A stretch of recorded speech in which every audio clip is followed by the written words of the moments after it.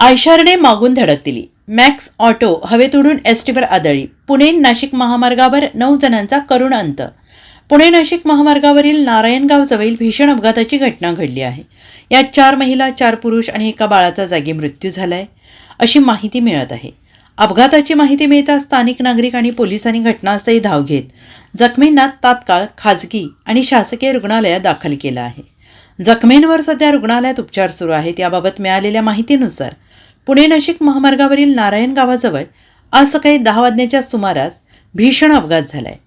प्रवासी वाहतूक करणाऱ्या मॅक्स ऑटो गाडीला पाठीमागून आयशर टेम्पोने जोरदार धडक दिली. यामुळे मॅक्स ऑटो ही चेंडूप्रमाणे हवेत फेकली गेली आणि यापुढे ब्रेक फेल झालेली एसटी रस्त्याच्या बाजूला उभी होती. त्या एसटीवर जाऊन मॅक्स ऑटो आदळली. या अपघातात आयशर आणि मॅक्स ऑटोचा अक्षरशः चुराडा झाला. या भीषण अपघातात 4 महिला, 4 पुरुष, एका बाळाचा जागीच मृत्यू झाला आहे, तर 3 जण जखमी झाले आहेत.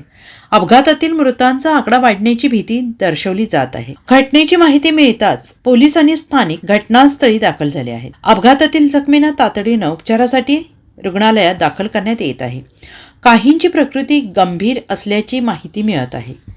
Bureau report, SVN Marathi.